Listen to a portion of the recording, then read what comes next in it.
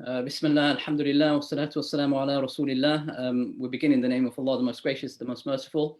We thank Allah subhanahu wa ta'ala, the Lord of the worlds, and we send our peace and blessings upon the final messenger, Muhammad sallallahu alayhi wasallam, upon his family and all those who follow in his footsteps until the day of judgment.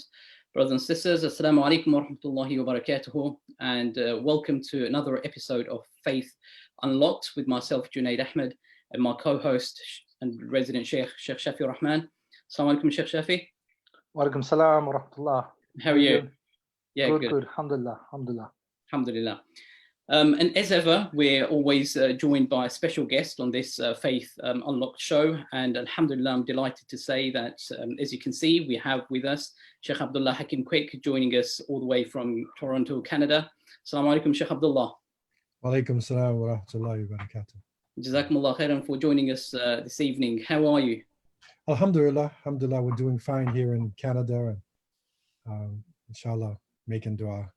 Alhamdulillah. And I understand things are slightly easing up in terms of the restrictions post-COVID. Yes, Canadians are very organized and balance, the science, with their politics, and so unlike our friends from south of the border, we're able to maintain it, control it, and then in a organized way to open society back up. Alhamdulillah. Brothers and sisters, Faith Unlocked is a fortnightly show brought to you by Faith Inspire, where we discuss daily, everyday life, faith, spirituality, community matters. And we have a focused theme each fortnight, but the discussions are covering all of these themes that I've just mentioned. We engage in a conversation with our special guest and also take questions from the audience. So if you have any questions, comments, please feel free to type those on into the comments section on Facebook, and we'll be able to, inshallah, take a few of those questions and ask our Sheikh. Just to introduce Shaykh Abdullah Hakim Quick, for those of you who don't know Shaykh Abdullah. Shaykh Abdullah Hakim Quick was born in the United States of America, and he accepted Islam in Canada in 1970, mashallah, so very long time ago. And he pursued his study of Islam at the Islamic University of Medina in Saudi Arabia, where he graduated and received an ijazah from the College of Da'wah and Islamic Sciences in 1979. He was one of the first two students from the West to graduate from Medina University, alhamdulillah. He later completed his master's degree and doctorate in African history at the University of Toronto in Canada. And his thesis was an analysis of the early life of Sheikh Uthman Dan Fodio, a great West African scholar and social activist. Shaykh Abdullah has served as an imam and teacher in the US, Canada, South Africa, and the West Indies. And currently he's based in Canada. So alhamdulillah, he has been serving the community for a very long time. And therefore, we would like to explore the idea of community service with Shaykh Abdullah Hakim Quick. But we will, as I said, we'll be taking the wider themes as well. So just to start us off, Shaykh Abdullah, mashallah, you accepted Islam in 1970. Can you tell us your journey to Islam and how it's been since then? Bismillah ar-Rahman ar-Rahim, alhamdulillah, wa salatu wa salam ala rasulullah wa ba'd. My journey is a long journey, and Allah subhanahu wa ta'ala blessed me to be in many different countries and many different places and to witness a lot of unique situations. I was born in the United States, in Boston, Massachusetts, the northeast corner. My family is African American. On my mother's side, her mother came from Barbados, so I have a Caribbean connection. And on my father's side, his mother was a full part Native American of the Mohawk Nation. So our family has different type of roots, as a background, but we are African Americans raised in that experience of the trauma of the Atlantic slave trade and all the things that go along with racism in America. And I was in the 60s, a student. I did pretty well in school. And I was part of the Black student unions that were demanding their rights for Black studies in the 60s. And after that, I sort of left school, went into the Black awareness movement. And eventually, because of the draft, the Vietnam War, I refused to fight in Vietnam. And I left my country and I went to Canada. That's the reason why I'm in Canada, as a war resister. And alhamdulillah, I ran away from the persecution of the war, but I ran into Islam. MashaAllah. And it is there in Toronto that I took my Shahada. Dr. Ahmed Saqqa, rahimahullah, who's a famous Lebanese scholar and activist, he gave me Shahada in an MSA camp at the time there in Toronto. And alhamdulillah, I immediately became part of the community, became very active in a number of movements. And eventually I was one of the two who was accepted first time from Canada to study in Medina. And so, yeah. And that's, I was going to ask you in terms of how did you end up in Medina University? What led you to go and study there? What it was is that, they were opening up. They had a program of expansion, of their education. And they considered the Jamia Islamiyya in Medina to be an international university. So they had local universities in Riyadh and in Jeddah and Dammam and other places. But the Jamia Islamiyya was supposed to be an international university. Sheikh bin Baz, the famous Mufti, was the head of the university at that time. And so they opened up to the West. And they contacted the Canadian Muslim community, and they knew that I wanted to study. And myself and Sheikh Bilal Phillips, maybe known to many people as well, we were accepted and we went to Medina back in those early days, 1973. And alhamdulillah, I knew Sheikh bin Baz personally, used to go to his house. He was concerned with us and got us visas for our family. So I lived in Medina with my family. My wife was originally from Jamaica, but she was raised in Canada. And so we actually lived in Medina, not in the dormitories, with the students. We were living with the people of Medina in the society. 2 of my children were born in Medina. Eventually, after 7 years, I completed, that degree there, and then went on to Riyadh to take a language course there. So alhamdulillah, it was a great experience for me. And it was in the early days of Medina too. So there wasn't so much of this doctrine, the doctrinaire type of Salafi, Sufi, all those things. It was not there at the time. There was Salafi Aqidah that was there, but the students, most of my teachers were Egyptians and Syrians. So it was a different situation than what people tend to think happens for students, in Medina. And living in the society, I was able to live Islam. I literally walked to the Prophet's mosque for my prayers every day.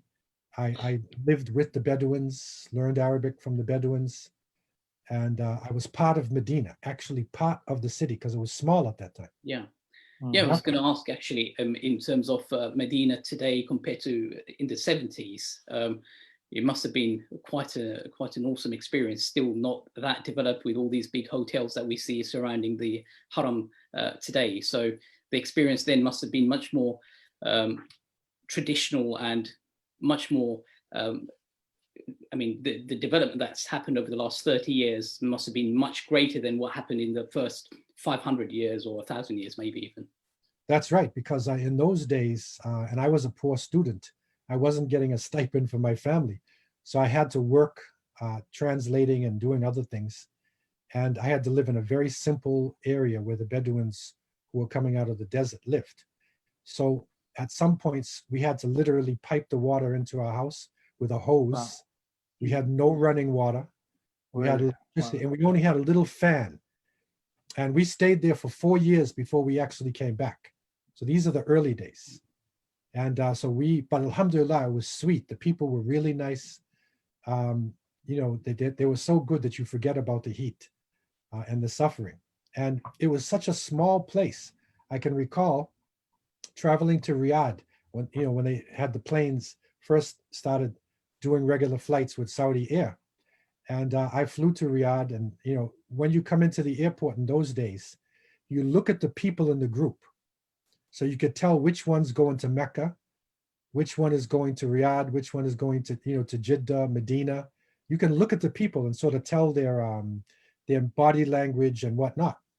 And I remember one time I was standing in the line for Medina, and a group came along and they looked at me and they said, "That's Medina," because they knew me. Yeah, they literally knew me. That's how small the place was. Well, so it was an amazing experience.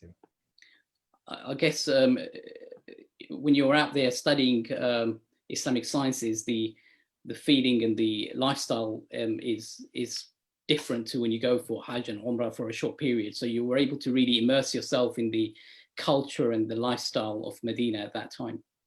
That's right. And also in those days, because they didn't have organized Hajj groups, we used to put the Hujjaj up in our house. So I would literally look for English-speaking Hajis from different countries and open my room up as a way of making money for my family. Yeah. And then put them up in my house and translate for people. And so I got to know a lot of the Islamic cultures and differences. And so this really gave me like an international look, at the Muslim world, which helped me in the future when I eventually was forced into a leadership position. So from there, I returned to teach first in Los Angeles for a year with the Masjid Mu'min community. And then when Jamaica was opening up for Jamaicans who had been abroad, and my wife is originally Jamaican, we decided to go to do dawah in the Caribbean. So we went to Jamaica and I spent close to 4 years in the community there and helped to establish the Islamic Council of Jamaica to unite the Muslims on the island. And then we united the Muslims in the whole region. So I got to travel all around South America, Central America, the Caribbean region, and meet a lot of people and be involved with the communities. And from there, I returned to Toronto, and then I was asked to be the director or the imam of the Jami Mosque, which at that time was one of the largest in Canada. There were only 2 masjids in Toronto at the time. This is way back in 1985. So I became the imam of this large masjid, and there was a very open policy of immigration in Canada. So there were Muslims from all over the Muslim world. I was forced to be the imam, and that also gave me a wealth of experience dealing with the different groups. And the people sort of accepted me because I wasn't Pakistani, I wasn't an Arab, I wasn't from Africa. So they sort of accepted me. And I had enough Arabic and Islamic knowledge that it was okay. The Arabs would accept me. And because I was from the society, I was relevant, and I was basing my khutbahs on real live issues. And this is where people got to know me, because from way back in the 80s, one of the brothers from India, he started taping my khutbahs and putting them on cassettes. If you can remember the days of cassettes. Yeah, right? Yeah. So these cassettes, when the internet started, many of the people who were opening up Islamic sites, they were using my cassettes for the English-speaking Muslim community, along with Dr. Jamal Bedoui, Imam Siraj al-Hajj, and a number of people, English-speaking speakers. So this is how people got to know me. And from there, I was invited to different parts of the world, traveling and moving around. And eventually, I traveled to 63 countries, living with Muslims and researching. My passion is history, mainly because my roots, because as African Americans, we were stripped from our culture and our history. So I had a passion to learn my roots, and also the roots of Muslims, because I was trying to be imam of all these people. Yeah. What is the Bengali? What is a Punjabi? What is a Sindhi? Do you know the difference between them? So I started studying everybody's roots and then traveling to their countries. So this helped me to try to, bear the storm that happens when you're imam in a mosque. Yeah. MashaAllah. And last week, last episode, 2 weeks ago, we had Imam Siraj al-Hajj. So for the audience, alhamdulillah, Imam Siraj al-Hajj, Dr. Abdullah Hakim Quick, Dr. Jamal Badawi, these were the pillars of da'wah and Muslim leadership in the West in the 80s and 90s and even now. So it's great to have you on our show talking about community service, because it's been a long journey consistently serving the community without breaks. And those cassettes that you're talking about, alhamdulillah, we were listening to these cassettes as we were growing up. So mashallah, we can completely relate to those. And there's so many things we're going to come back to that you kind of touched on in terms of your upbringing as an African American Muslim, and how that kind of relates to the movement that we see today in terms of Black Lives Matter and the George Floyd incident that we saw and everything that's happening around that. Also in terms of your da'wah around the world. But first thing I wanted to kind of come back to is this point that you were just touching on towards the end around history. So you said your passion is history. You've got masters and PhD in history, and one of the things I was going to ask is this is one of the sciences actually, and Shaykh Shafiur, who's a teacher in various institutes in the UK, can also comment on that. We see students of knowledge giving a lot of importance to fiqh and hadith and tafsir and seerah, but when it comes to history, that's almost like a neglected science. Right. So I was just going to ask you, how important is history for people who are studying Islam even, and generally for Muslims? Well, I was trained in a traditional Islamic university. And so you study the usul subjects. I graduated from the College of Dawah, Kulliyat al-Dawah wa Usul al-Din. So basically I was about Dawah, the spread of Islam. And also we studied the usul. So we studied the fiqh and the tafsir and the nahu and sarf and all the different subjects you take at Islamic University. And really for me, I bumped into the importance of history when I was involved in Dawah, because I realized that coming back to the West, when I was doing Dawah, and the most fertile community in the Western countries is the African-American community. When I say African-American, I mean the Americas. So that would be somebody, from Canada, US, Latin America, Caribbean, and it also includes the UK and, Europe as well. So the African community, if you want to do Dawah to non-Muslims, for instance, and you put up a poster, Islam, the misunderstood religion, there would only be a few people who would attend. But if you put up a poster, roots, what is our background? What is the history of African people? Something with roots like that, then you get a big crowd of people. And so from there, I would, explain Islam through the roots of African people.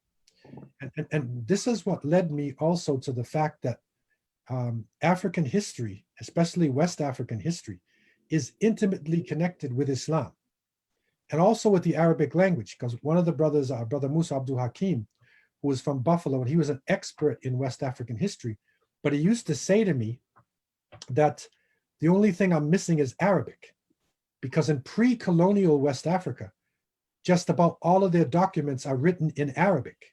So it's either Arabic language, the language of the scholars, the lingua franca, or they would write their native languages with Arabic script, the same way Urdu and Kiswahili and Turkish were written in Arabic, right?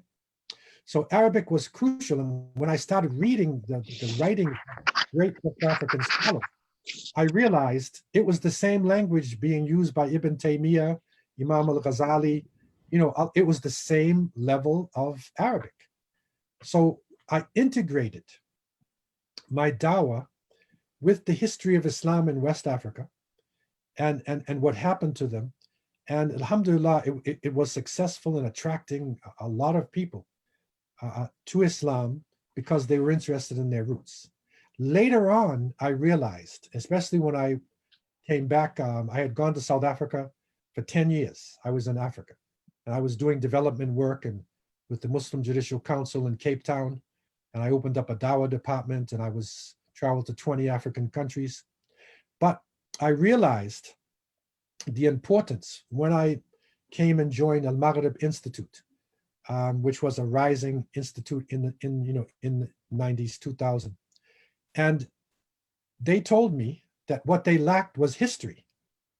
And when we looked at this, we realized that history is not in the curriculums. We have seerah, we have sometimes aspects of history, Like we'll study the Khulafa al-Rashidin, the caliphs. We'll study the Umayyads and Abbasids and Salahuddin and Tariq ibn Ziyad. But we don't have an organized methodology of history. And when I went into the Islamic writings, I realized there were scholars who did that. Imam al-Tabari, Imam Ibn Kathir, you'll see many scholars, Imam al-Athir, they were bona fide historians. And you could say that scholars like Ibn Khaldun and other ones, they set the pace for the present historical method, which is being used in the European universities. But somehow, I don't know if it was in the colonial period, when our madrasas had to sort of cocoon themselves to keep out Western culture, our scholars started looking at history as something that the Orientalists had organized, because Orientalists studied our history in order to subjugate us. They wanted to understand our culture and our history in order to defeat us politically, or on the ground, to help the forces that were subjugating our country. So they looked at historians as sort of like Orientalists, who are coming in to dominate. That's not an Islamic science, that's a European science. But now there are scholars even coming forward to show that 1/3 of the Quran is history. This is al-Qasas. And if you look at the stories and the parables in the Quran, scholars have identified 1/3 of the Quran is Qasas. And history is in every subject. Because if you want to study tafsir, for instance, you have to study the history of tafsir. Or when you do tafsir of a verse, you want to know asbab al-nuzul. You want to know what are the conditions surrounding the revealing of this verse. That's the history of the verse. So there's literally history in all of our subjects. And so this is what is now coming about, that people are realizing how important history is to give perspective and to give relevance to our studies and where we are going. Shaykh Shafi, if I can bring you in on this as well. Shaykh Abdullah just highlighted the importance of history and how history has a part to play in all of the sciences. But in institutes, you don't really find history as a subject where you're studying that chronologically. I'm talking about those Islamic institutes that have in the West these days. Is that the case, or do you think there needs to be more of that? I think history is completely missing from Islamic institutes, the curriculum. So like in Damascus, I was at Mahad al-Fath. In Cairo, I was at Al-Azhar for a while. They don't have in the Sharia courses, at least, the Islamic sciences, or even in Usul al-Din, they don't have a separate history like Islamic history. It doesn't exist. That's number one. It's true what Shaykh Abdullah was saying. Our early scholars had written histories, but it was more related, like say Tariq al-Baghdad. So the scholars would write the history of Baghdad, and they would focus a lot on scholarship, hadith narrators, their lives, their biographies, etc. But general history was also written, like Ibn Kathir and others, Tabari, they wrote that. But I think in the last 400 or 500 years, history doesn't exist as a subject in the Islamic world, in the Muslim world, in the institutes. And that's a real shame, because that's a real problem, because even the Islamic sciences, like I say, you can learn more about the history and development of Islamic sciences like usul al-fiqh, like tafsir, all of these sciences, much better from Western academia, from non-Muslims who have written, like usul al-fiqh. Go to Wail Hallaq. He's got the best book on the development of usul al-fiqh. And even like analysis of context and historical context, it's all in the West or in academia. Probably one of the reasons is A, the Islamic institutions don't have it. B, it's not seen as a lucrative field in terms of money, wealth, position, power. So medicine, engineering, these are the sciences, or business studies. But history, like, who's interested? It's an art, it's a humanities. So that's been the problem. But this is why the Muslims are really kind of bereft of a historical kind of perspective generally. And if you look at in the West, amongst Muslim communities, Muslim youth, they say identity politics, or the question around identity, comes when you have insecurities about your own roots and history. That's when you look for identity. Who am I? You know, how should I put myself forward? It only happens when you're unaware of your history. You're not aware of where you're coming from, etc. And it's been damaging even for Islamic sciences, because if you don't know the historical development of fiqh and its context, you will simply take fiqh and usul of fiqh and tafsir as the science, and this is it. There's nothing beyond that. It's as it is. It's almost like revelation. You're not going to look at historical development. Why did these fuqaha say this in this period? You know, is that the Sharia? Maybe it's not. It's contextual.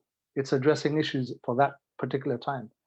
So there's lots of problems that have happened because of the lack of history in institutes and in general amongst the Muslims, definitely.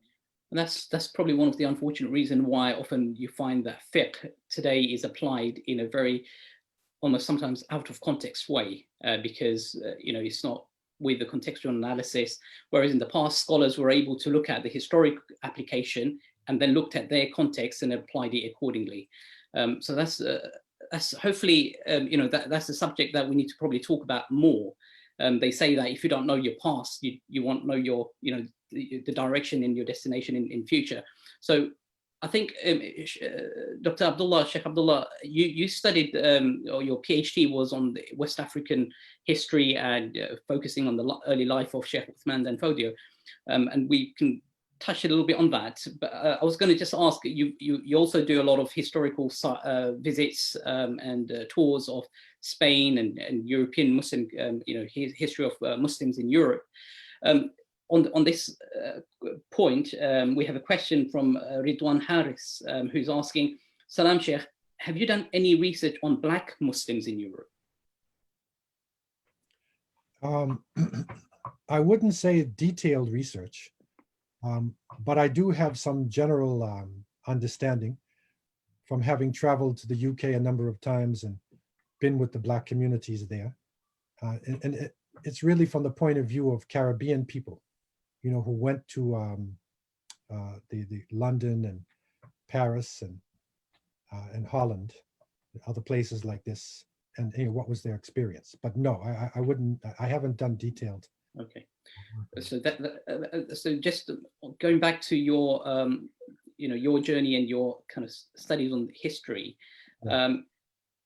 the Shaykh Uthman Dan Fodio was a West African scholar and activist, someone who was, again, on the theme of community service, looking at how we can make a positive contribution to society. Since, you know, you've got a whole PhD on this, very briefly, what would be the key lessons from his life that you think we can draw and take today? Well, for me, that the study of Shaykh Uthman Dan Fodio, rahimahullah, wasn't just an academic study. I was actually looking at his life as a guide for what I was doing in the field. And this is the will of Allah subhanahu wa ta'ala, how it came about. I was in the history field, in the history department, University of Toronto, but first I was an imam in this huge community. And the community had different ethnicities, different schools of thought, different Islamic movements. How do you integrate these movements? How do you develop a type of wasatiyah, a type of balanced middle position to be able to lead Muslims in this, you know, big complex? And I looked at the life of Shaykh Uthman Dan Fodio. By the will of Allah, I was in Islam and Africa conference in 1984, and I presented something about the roots of African Muslims in the Caribbean. And I ran across scholars who specialized in Shaykh Uthman Dan Fodio, and I got into his documents. And then I looked at his life, and I realized that what I was doing had parallels to him. And I could actually use his life example to help me. For instance, he was a young scholar. Shaykh Uthman Dan Fodio was a young scholar of the Maliki tradition of the Fulani people. and he comes from a scholarly tribe of people. And he was a young scholar. By the age of 20, he was a faqih.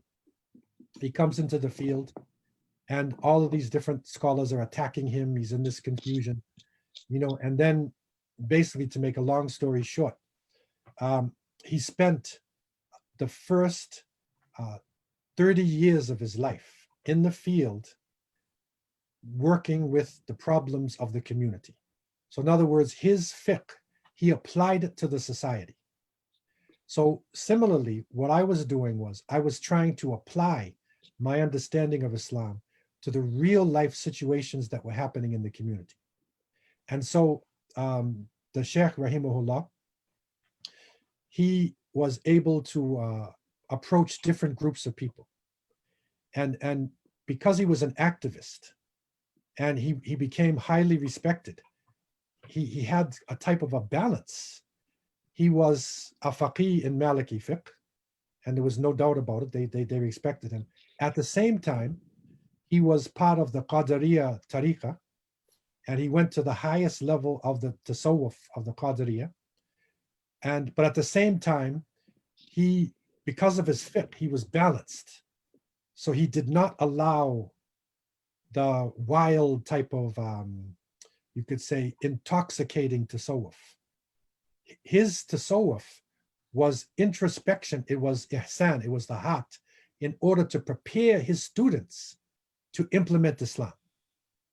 So that's a completely different. In other words, you're not preparing students to have to rise up to meet Allah, to beam up to Allah. He was preparing his students with their hearts in order to face jihad. That's a totally different approach to it. And so he did this. And then he also was concerned with women. Now look at this now. You're talking 1774 to 1804, right? This is a student in the field. He's concerned with the issues of women. And if you know Africa, he actually was against female circumcision in the 18th century. He wrote a treatise against female circumcision with dalil, with proof, right? He brought the women to the masjid, and he said first to the men, educate your wives. When they didn't do it, he said, come after Asr to my halaqah and defy your husband. Now this is revolutionary, right? And they say, why do you say this? He says, because talab al-ilm is farida ala kulli Muslim. It's fard to seek knowledge. So if you don't educate your wife, somebody has to. And then he quotes, hadith la ta'al al-makhluq fi ma'siyat al-khaliq. There's no obedience to the creation when the creation disobeys Allah. So your husband is disobeying Allah, by not educating you. So there's no ta'ah. So you come to my class. He also brought the Sufis into Sharia. He would not allow anybody to say that he flies in the air in astral, flying. He's the Mahdi. He refused all of that, right? He was very sober, very down to earth. And because of this, he reached the point where when he traveled from one city to another, he would have 1,000 students with him in the desert. And the kings of the Hausa land, northern Nigeria, became jealous of him. They attacked him. And he had a type of beda. He made a type of hijrah to a town. He loved the sunnah, right? So he's following the sunnah. He makes hijrah to this town. They attack him. They defeat the enemies, like the Battle of Beda.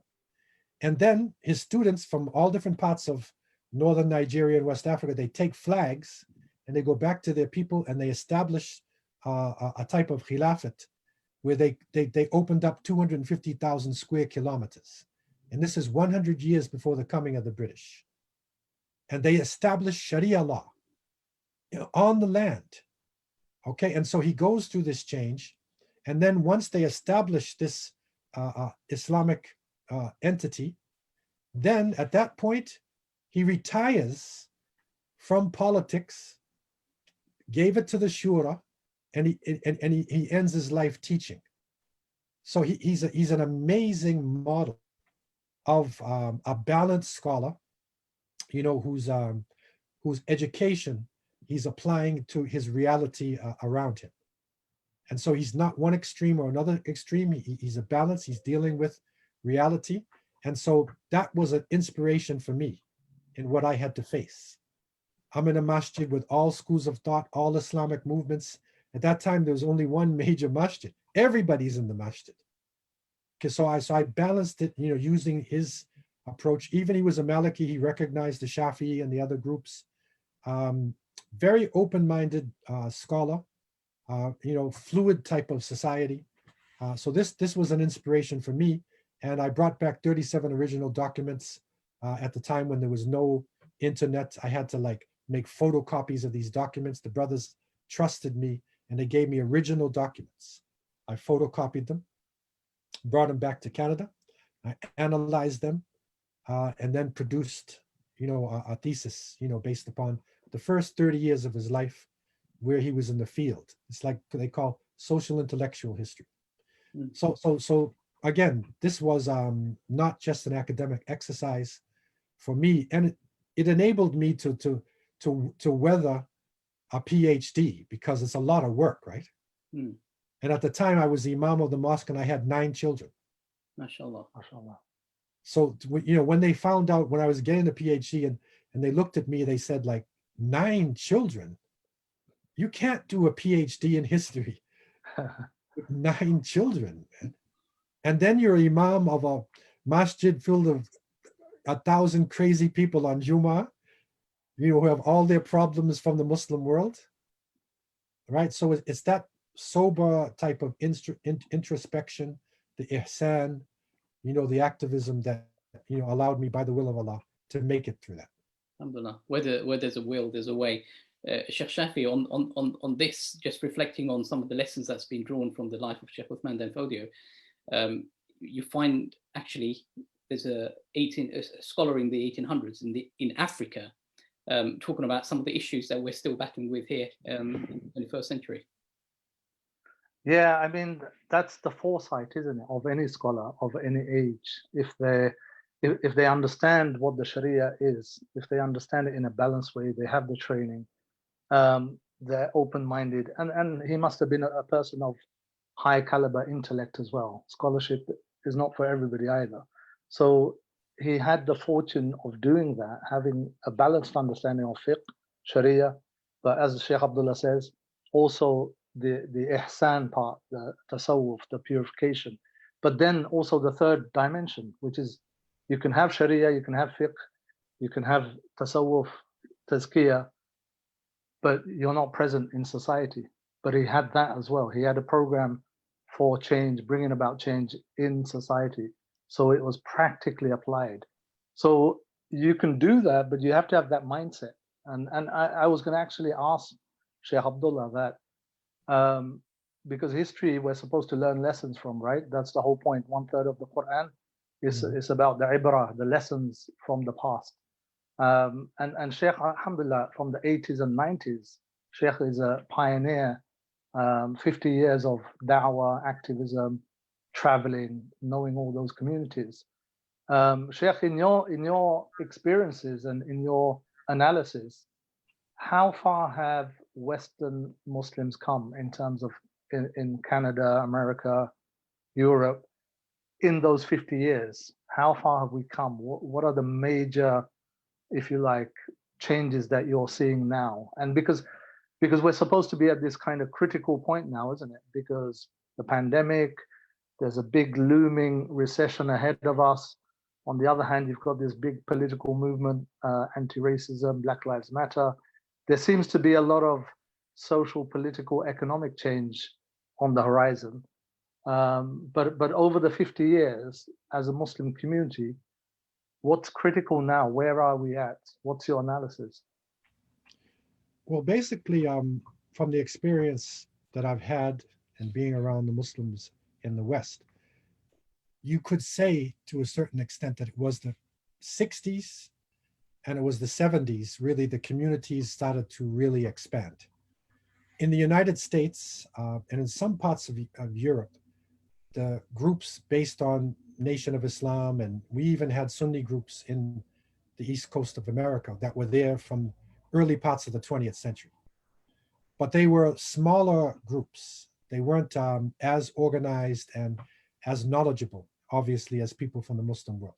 So with the economic migration, and then the students and professionals coming in, and communities starting to blossom all over the West, we reached a point where we started to develop a lot of institutions, the halal institutions, and then the conferences and whatnot. But of course, you know, with every rise of Islam, there's opposition, and Shaitan and his forces are real. And so we suffered major setbacks of September 11th, setbacks, and then the rising Islamophobia and the organized Islamophobia movements to try to subjugate us and put us down. And then, of course, the ongoing crises in the Muslim world, because we can't separate ourselves from the Muslim world. What happens there affects us. And the Muslim world itself, although it's rising up, and the Arab Spring really looked like something positive was going to happen. You know, Muslim taking over a government and things like that in Egypt and whatnot. And then the Arab Spring becomes like an Arab nightmare. And the repression gets worse. And then Syria, Iraq breaks out, and Syria breaks out. So really, we are now, in a sense, in a very difficult situation now. And if you look at history, as Ibn Khaldun in his Muqaddamah used to do, is sort of like a cycle. So we're going through high points and low points. And there's high points, you know, when we're closer to our deen and when there's justice in our countries and we're established. And then there's low points when tribalism sets in, when the lack of the sunnah, when materialism starts to set in, then it starts to go down and we're subjugated and controlled.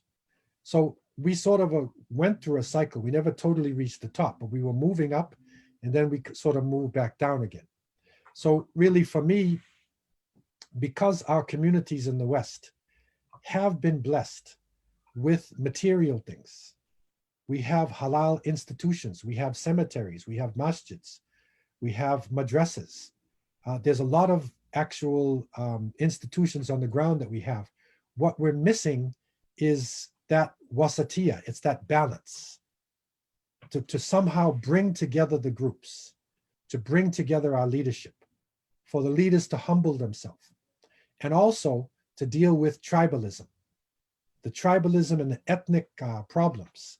And really for African Muslims, especially African American Muslims, even a type of racism that exists in some of the masjids. So these are the challenges really that are in front of us.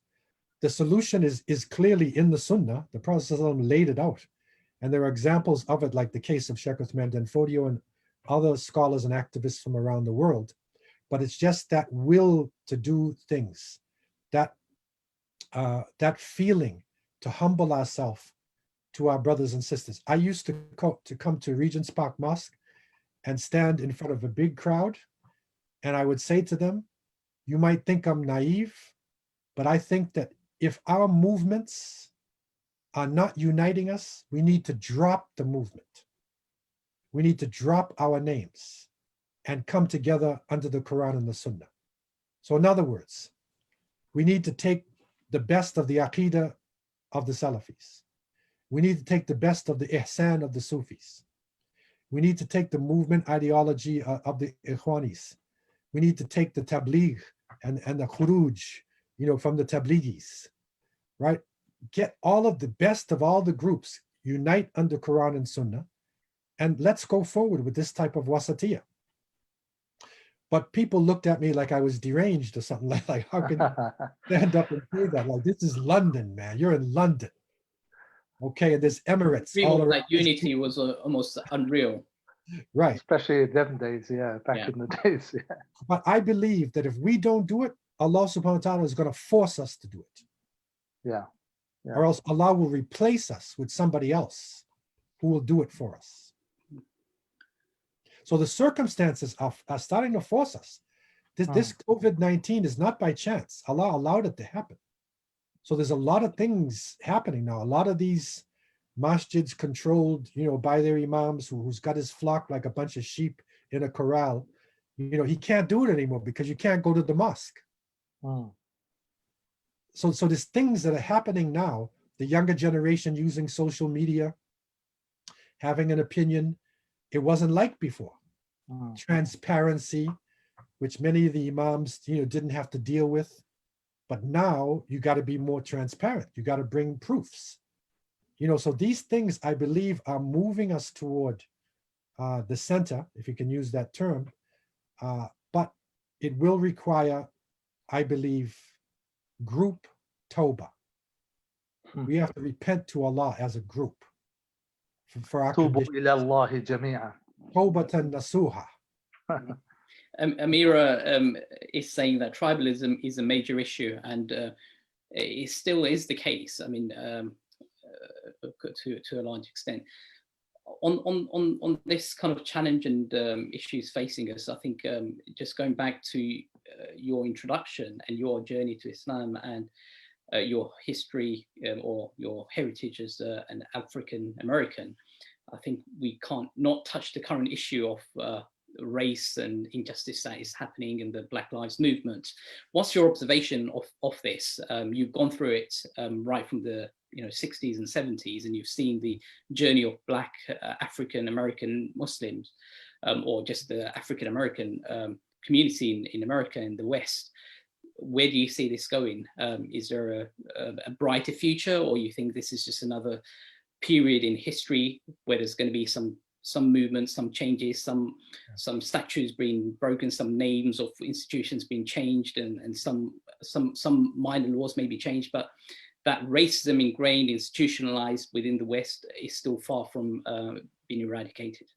Yeah, well, basically, I mean, we always take the positive, optimistic view of things, because we believe in alamat as-sa'a, that there are certain signs of the last days, and we are moving towards these major signs that are coming out. However, within that movement towards us, we're in a very complex situation.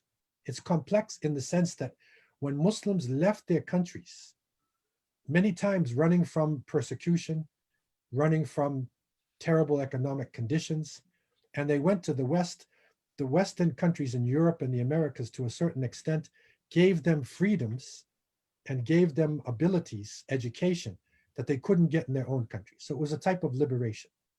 So many of the Muslims were very thankful for this, and they took on the ways of the West, and felt that compared to my country and what I've gone through, these people, they're saviors to us to a certain extent. But the West itself is in a downturn. It is an empire founded on slavery, on colonialism, and its economic system is imploding, and it is really a major empire in its last days, like the Roman Empire, in its last days. So it's a system that is not sustainable.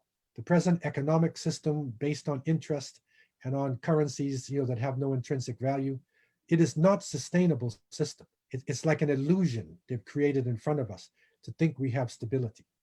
So it's coming down now. We thought that it was a savior. Now, enter the Afro-Muslims. We are coming out of slavery, out of an unended, unbroken thread of brutality, excuse me, brutality and torture that started with the cycle of slavery in the 16th century.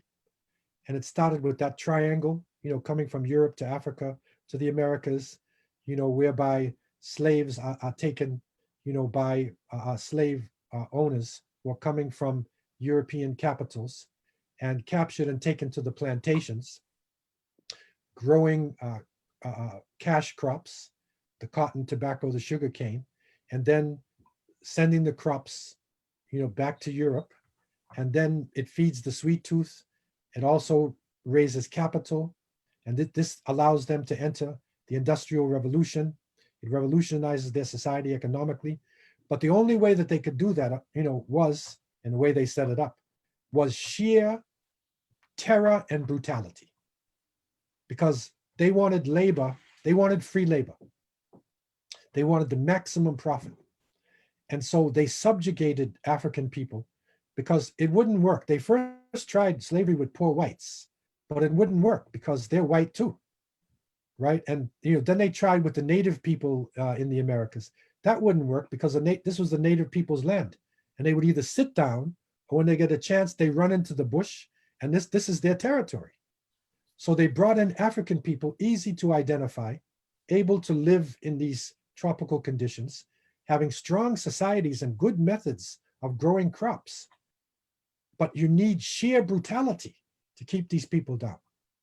And so unended thread all the way straight through the 20th century, right? Which is all the different areas of Jim Crow. It's an apartheid system that was set up right straight through. So African people come into Islam looking for liberation and freedom, to get away from a racist or caste system type of thing, to come into the masjid.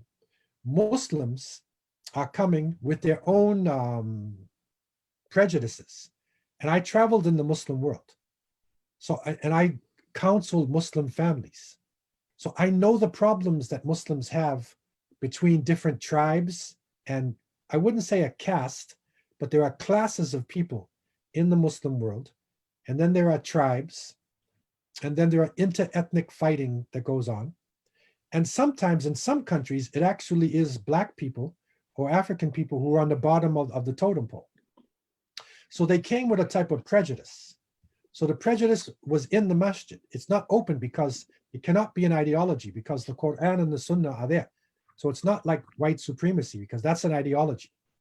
So they couldn't have an ideology, but they had some racist behavior, and they picked up some of the racist behavioral patterns from the West, and it sort of showed up in a very subtle way in the masjids. So for instance, a young African-American man comes in, and maybe he's a college graduate, he's intelligent, and got a lot of skills, and they say, okay, brother, call the adhan or do security, because that's usually the two jobs they want us to do, right? Forget about being imam or teacher or anything like that. Just call the adhan, like you're the Bilal, right? So call the adhan. A white European Muslim comes in, same education, same background, comes in, and they say, oh, brother, you be the teacher. You go on, you're on our executive committee.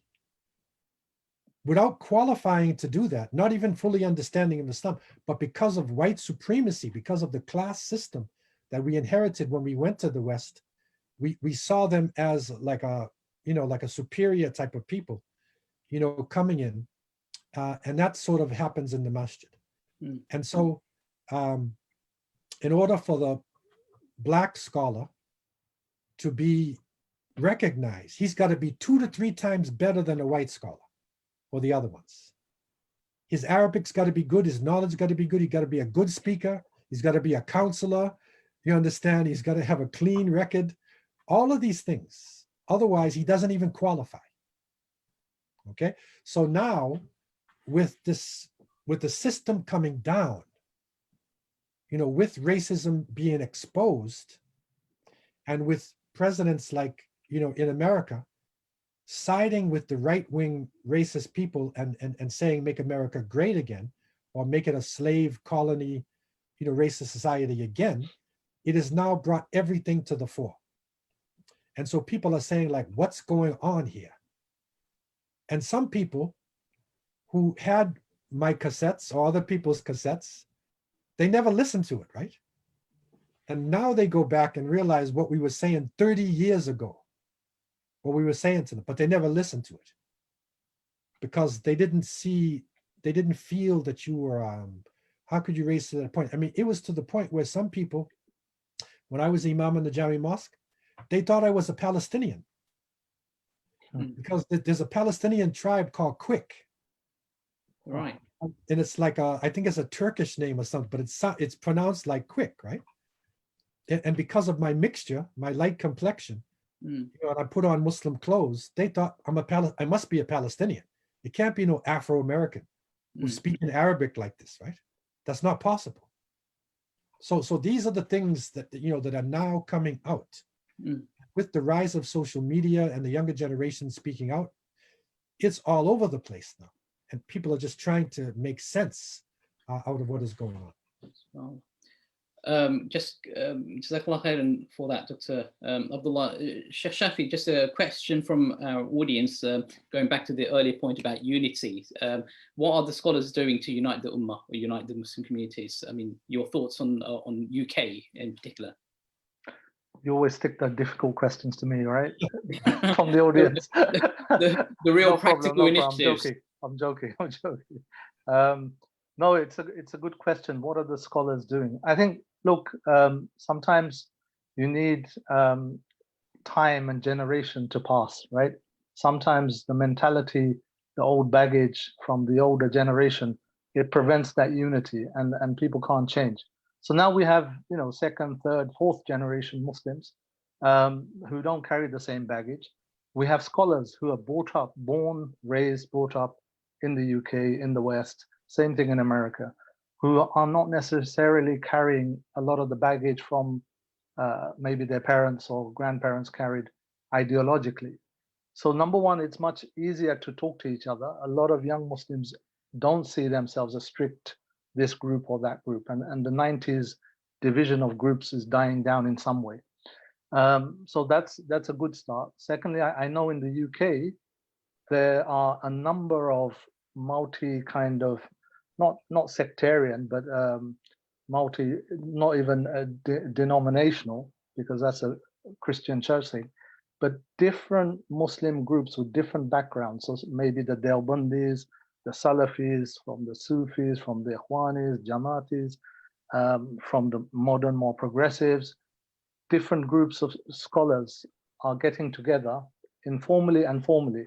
So the latest initiative, the British Board of Scholars and Imams, for example, that's a good example where it's a younger generation of scholars from different backgrounds who wouldn't normally come together like this. So I can see those efforts are happening behind the scenes and in public, and in even cross-working across masajids through the MCB, regional mosque, council of mosques in different regions. So there is this understanding. Even look at COVID, reopening of masjids. There's been a really good unity and discussion amongst most of the key masajids, and people are working in cooperation. So I think a lot of kind of unity type work is happening behind the scenes, but we have to also understand we're human beings. I don't have any pretensions or utopian dreams about everybody just being united.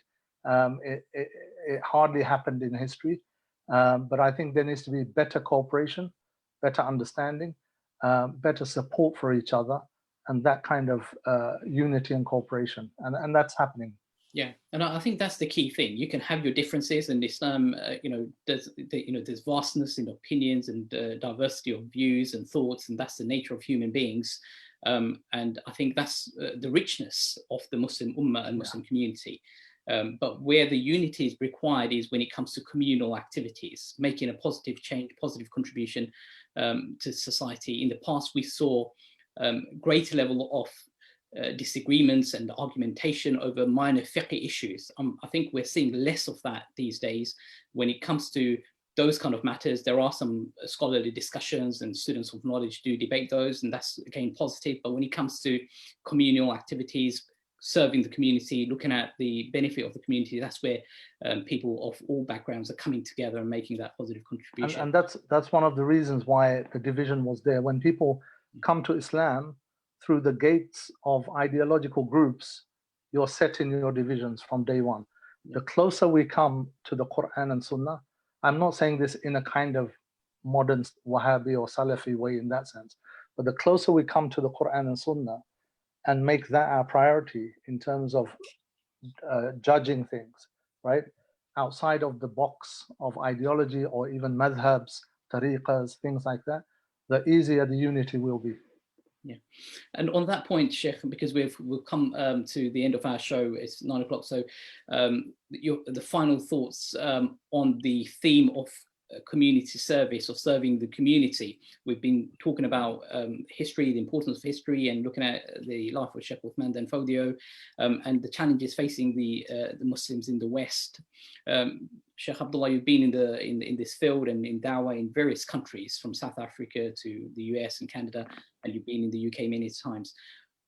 In terms of your final thoughts and as concluding remarks, what do you think are the priorities for the Muslims are now in the West, and just highlighting the importance of serving the community and coming together and making a positive contribution to society? If you can just highlight the importance of that in your final comments. Yes, I believe that with the convergence of the COVID-19 pandemic, and also with the economic recession, and with the rise of this racism, this should humble people. It makes people think about death. It makes people realize that this life is transitory. And I believe that the Muslims should be the first, to make a type of group tawbah, individual first, and then as a group, to recognize, our weaknesses. When I say tawbah, I mean, in a sense, a process, self-analysis and reconstruction. That we analyze ourselves, the things that we've done wrong, and we recognize the mistakes, turn to Allah, and try to reconstruct, and not be afraid to think outside the box in terms of how we are implementing our Islam, as long as we have that spirit and essence of, of the Quran and the Sunnah. And so to have our Islam to be more practical than theoretical. The theory is your base, but to emphasize practicality now, implementing our Islam. In other words, not just saying you're a Muslim, but living Islam. To live Islam, more than just speaking about it. And also that, when we speak about the Prophet Muhammad Sallallahu Alaihi Wasallam, that we really look at this individual as our guide. And I want to just leave one tradition, that I have. I have a book of 40 Hadith of Islamic Revival, done on the same system of Imam al-Nawawi. And there's a tradition that's not so well known in the community, but it's very important principles, especially in these times, when we're being controlled and enveloped by society. And that is that, to make it, to abbreviate it, that Ali ibn Abi Talib, radiallahu anhu, reports that when he took possessions of the weapon of the weapon of the Prophet Sallallahu Alaihi Wasallam, he found in the hilt of the sword there was a parchment. Now, coming out of the hadith, Ali was the oldest male member of the family, and when the janazah happened, he had to deal with his belongings, the Prophet Sallallahu Alaihi Wasallam's belongings and whatnot. And one of the main things he had was a sword. Okay, so in this tradition, Ali said, I found in the hilt of the sword, there was a parchment. So the Prophet ﷺ must have dictated it to somebody. He knew Ali could read, because Ali was one of the people who was writing at the time. It was an oral culture. And then Ali said, it said the following: Sil men qata'aka, wa ahsan ila man asa'a ilayk, wa qul al-haq walau ala nafsik. So it's three principles that are left, very important principles. Sil men qata'aka. Keep relations with those who cut you off. And that's for a new Muslim. If you come from, a family like that, not a Muslim, keep relations with your family. The society might Islamophobia, keep relations with it. We're part of this world. We're part of this societies. We're not going away, right? And do good to people, even if they harm you. So if it's wrong done to us, we don't use evil to fight evil. And that doesn't mean that we don't stand up and speak truth to power, right? But it means that our methodology has to, maintain, a type of ihsan. It's got to be a righteous way. And finally, and this is conflict resolution, speak the truth even if it is against yourself. And this is so important for us to be able to talk to each other. And if my brother or sister is correct, I have to admit that they're correct. It's conflict resolution. And I believe that this is a very important wasiyah, a legacy that has been left to us. And inshallah, if we can implement this, and make tawbah and really humble ourselves, inshallah, we can start to make some serious progress.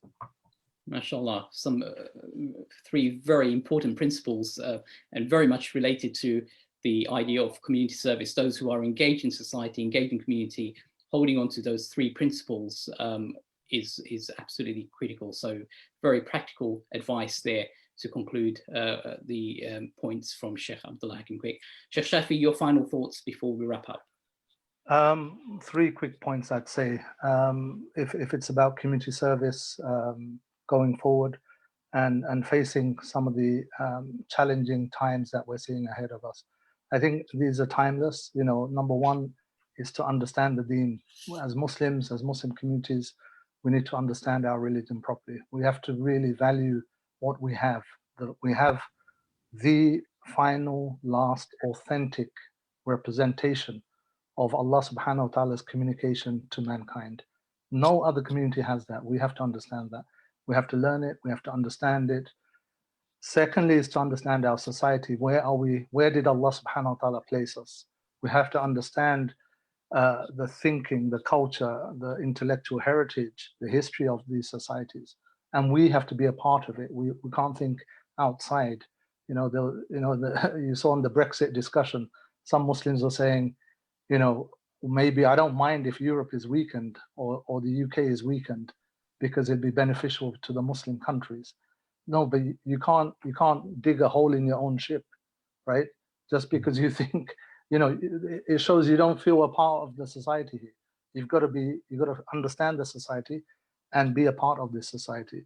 And lastly is to try your best to just live Islam. It's not about trying to change everybody. You live Islam. And that's a real difficult challenge these days. Live Islam, serve yourself first, look after yourself, your health, your wealth, your intellectual development, serve your family, right? Ensure their growth, and then you can serve the community. If we just live with these things, understanding our deen, understanding our society, and living by Islam, you will see that you are serving the community, and the community will see that you are of service and of benefit to community as well. MashaAllah, Jazakumullah khairan, Shaykh Shafi, for those 3 points. So 6 real practical points that we can take away from this show today. Jazakumullah khairan, Shaykh Abdullah Hakim quick, for joining us all the way from Canada, Toronto. We really appreciate you giving up your time this evening to be with us. May Allah subhanahu wa ta'ala reward you, keep you in good health, bless you and your family, and allow you to continue to serve the Muslim community in the West and globally as you travel around the world. May Allah subhanahu wa ta'ala preserve you. Jazakumullah khairan, brothers and sisters, and thank you once again for joining us for this episode of Faith Unlocked. We'll be back again in 2 weeks' time with another show. Jazakumullah khairan, stay safe and keep us in your prayers. Assalamu alaikum wa rahmatullahi wa barakatuh. Wa alaikum salam.